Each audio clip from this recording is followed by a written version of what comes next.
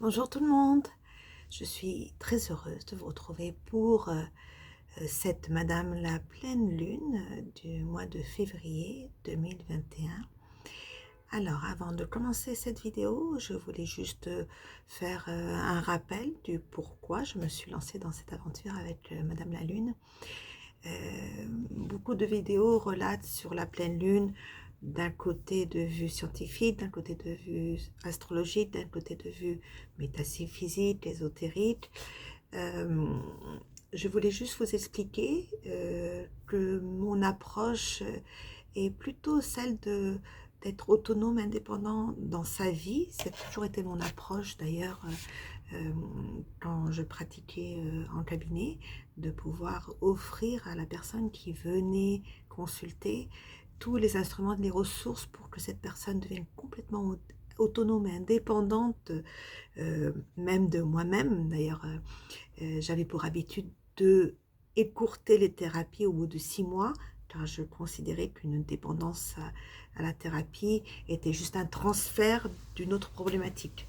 Donc, mon approche en devenant copine, amie, compagne de Madame la Lune est pas celle de vous annoncer en prémonition que pourrait-il se passer dans vos vies, ou dans ma vie, mais plutôt celle de vous éclairer peut-être sur certaines énergies qui sont mises en place.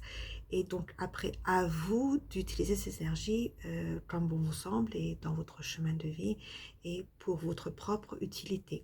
Donc nous ne sommes pas dans des prédictions, nous ne sommes pas dans une sorte de clairvoyance, nous sommes là juste dans un constat de l'énergie ambiante qui est aussi déclenchée par les phases lunaires et du coup, l'occasion voulue pour se poser certaines questions sur certains sujets qui correspondent à l'énergie actuelle. On va dire que c'est un peu un prétexte pour travailler sur certains sujets de notre cheminement personnel. Donc, voyons voir aujourd'hui, Madame la pleine lune, quelle sorte d'énergie elle nous propose et quelles questions pouvons-nous nous poser par rapport à notre chemin, par rapport à à la direction dans laquelle on veut aller dans notre vie et comment on peut utiliser cette occasion de pleine lune qui peut être clairement ressentie physiquement, émotionnellement, spirituellement, mais comment on peut utiliser cette occasion de pleine lune pour pouvoir avancer dans notre vie et comprendre comment on est fait, comment on est construit et de quelles ressources on peut utiliser pour être de plus en plus authentique, autonome, indépendant dans notre vie et vrai à nous-mêmes. Alors, qu'est-ce qu'elle nous propose cette fois-ci, Madame la Pleine Lune? Elle nous propose quelque chose que je vais décrire d'horizontal. Alors, la dernière fois, à la nouvelle lune, je vous avais demandé, je vous avais proposé d'être plutôt dans un ancrage ciel-terre, car nous étions dans une énergie du Verseau très électrique, très aérienne, et qu'il est important pour pouvoir vivre cette énergie de bien s'ancrer à terre. Donc nous étions dans une énergie un peu verticale, où il était vraiment très important de comprendre que ça ne sert à rien d'être complètement ancré à terre, mais ce n'est pas non plus constructif d'être complètement perché en l'air. Il est important d'être le centre de cette communication ciel-terre, terre-ciel. Aujourd'hui, je vais vous parler plutôt d'un mouvement qui est plutôt horizontal, c'est-à-dire que nous sommes dans une énergie de transformation, de changement. Alors, qui dit changement, c'est passer de quelque chose à quelque chose d'autre. Transformation, on passe d'une façon d'être, d'un état d'être à un autre état d'être. Peut-être pas complètement, mais certaines parties de nous peuvent se transformer pour nous changer et être la meilleure version de nous-mêmes. Cette transformation que nous propose Madame la Pleine Lune dans son énergie ce week-end et bien sûr les jours avant et les jours après, va vraiment reposer sur des opposés. Hein.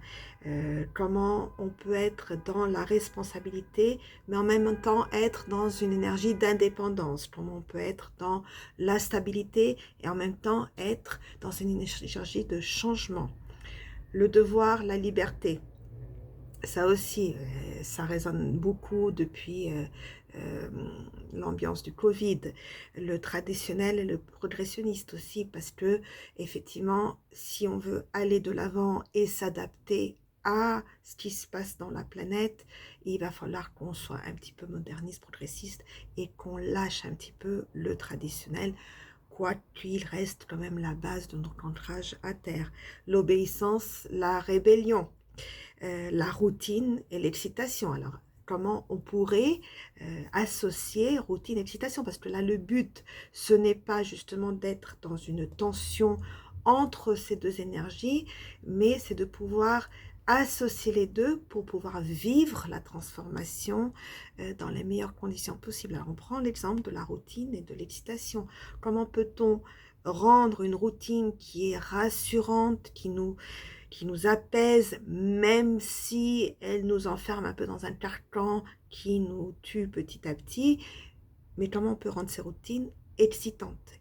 Il est possible que ces deux opposés s'associent pour que nous puissions utiliser une ressource d'énergie encore plus créative. On va utiliser de notre créativité dans cet épisode de transformation. La religion, la science. Alors, dans d'anciennes vidéos, on a discuté sur la foi. Comment on peut avoir la foi, par exemple, en ce vaccin, et en même temps se dire que tout dépend de Dieu, d'une énergie plus grande. Voilà, comment on peut associer les deux. La sérénité et la folie. L'ancien, le nouveau, le passé et l'avenir. Alors, il est important de comprendre que nous vivons dans un moment présent. Et ça, c'est la chose la plus importante. Je vis dans ce moment présent. Là, maintenant, je suis avec vous tous en train de communiquer ce que je ressens de cette énergie lunaire. Je ne suis pas dans mon passé, je ne suis pas dans mon avenir. Comment va-t-on pouvoir associer passé et avenir pour que cette transformation, ce changement soit positif et constructif dans notre vie, pour que nos projets de vie puissent être concrétisés? Il est vraiment important que nous puissions associer passé, présent, liberté, restriction, routine, excitation, traditionnelle, progression, que nous puissions les mélanger afin que ça soit une énergie unique, productive, constructive et positive. Pour cela, on pourrait aussi se poser certaines questions. Justement, dans notre passé, comment on a affronté les changements? De quelle façon? Comment on y a réagi? Qu'est-ce que ça a causé dans notre vie? Est-ce qu'on les a complètement refutés et aujourd'hui on le regrette? Ou est-ce qu'au contraire, on est rentré dans une vague tsunami de transformation et on a aussi un regret aujourd'hui? Il va falloir faire un flashback, un recul sur notre façon d'être en cohérence avec la transformation, avec le changement. Ça va être très important car cette énergie nous propose de changer. Donc, ce serait dommage de ne pas changer, de ne pas la prendre au vol et de ne pas utiliser toutes ces ressources pour se transformer, pour changer, pour avancer dans notre chemin de vie. Donc, vraiment réfléchir à qu'est-ce qui s'est passé dans notre vie, quels ont été les changements, quelles ont été les transformations majeures et de quelle façon nous y avons réagi, adopté, refusé, refoulé, rejoué ou simplement sublimé ce changement. Du coup, avec toute cette expérience, on va pouvoir comprendre aujourd'hui de quelle façon il serait meilleur pour nous, pas pour les autres, pour nous, de réagir à cette vague de transformation qui se propose à nous. On n'est vraiment pas obligé de l'accepter, on n'est vraiment pas obligé de surfer sur la vague, mais si on en a envie, on a tout ce qu'il faut. On a toutes les ressources possibles, imaginables et toutes nos passés, nos informations historiques pour pouvoir se transformer sans faire un sacrifice de liberté ou d'être soi-même. D'ailleurs, pourquoi est-ce qu'on pense que d'être soi-même va sacrifier notre liberté dans le monde? Pourquoi est-ce qu'on pense que de pouvoir exploser, de pouvoir être authentique, de pouvoir être soi-même, va être jugé, va être contraint par les règles de notre société ambiante? Pourquoi est-ce qu'on pense que cela est incompatible? Est-ce que il n'y aurait pas une solution, une possibilité, un espace où la liberté d'être soi-même serait compatible à être ensemble avec les autres. Ça aussi, c'est une question fondamentale, car il est vraiment dommage, il est vraiment triste de se confiner à ce que les autres veulent de nous et de réprimer notre liberté parce que on a été conditionné à penser que la liberté n'est pas possible dans une société. Parce qu'il faut qu'on se conforme aux règles et aux conditions de la société dans laquelle on vit. N'est-il pas possible, n'y a-t-il pas un espace dans notre vie, dans notre journée, où on est libre, complètement libre, sans pour ça perdre le soutien et l'assurance, la sécurité du monde qui nous environne? Réfléchissez bien à ça et faites le tour de votre journée, faites le tour de votre semaine ou quelques mois.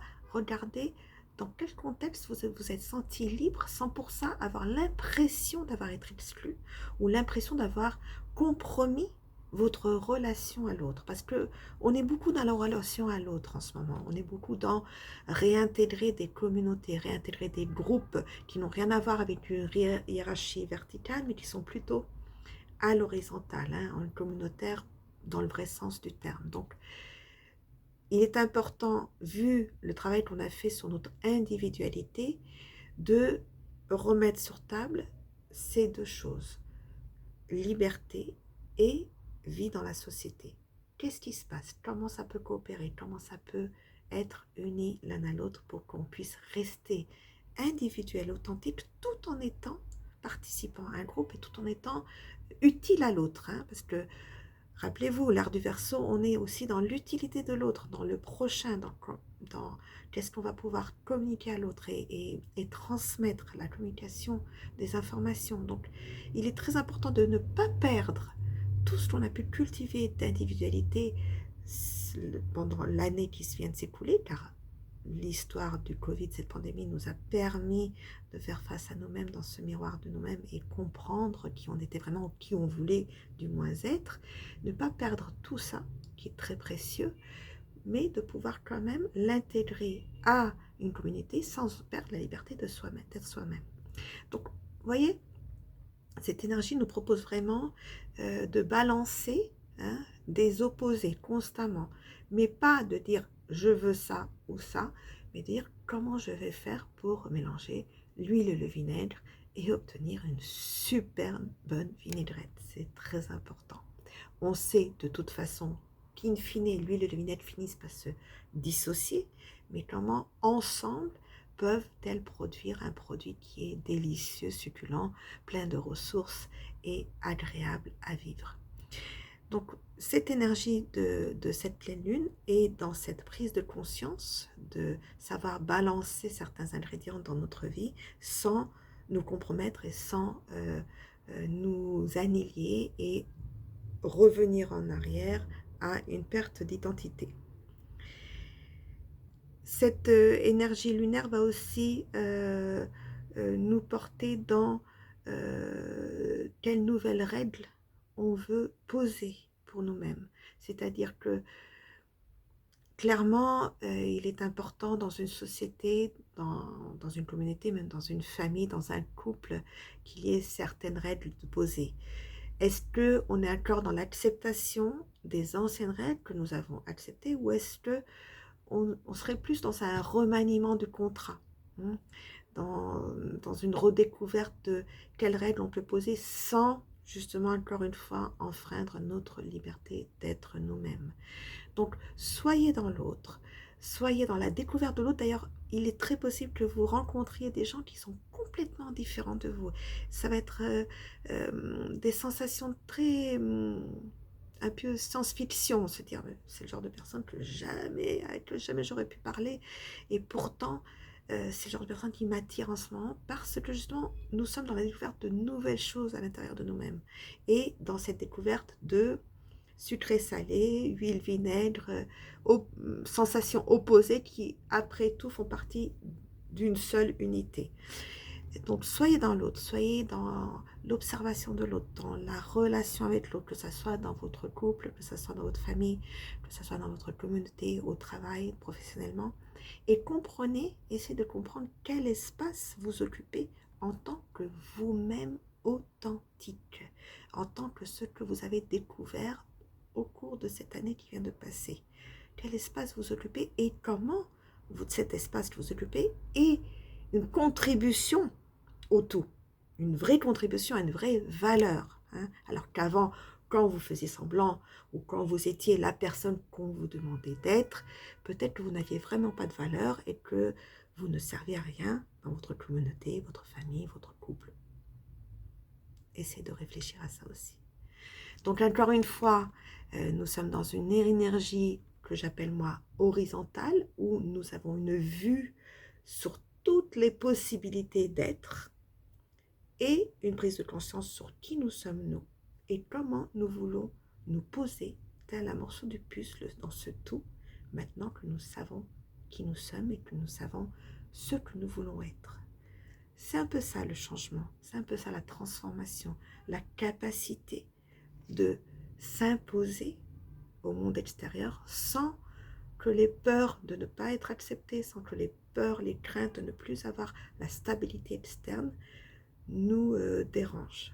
C'est une transformation vers l'extérieur. Nous avons intériorisé pendant toute cette année, maintenant nous nous transformons vers l'extérieur.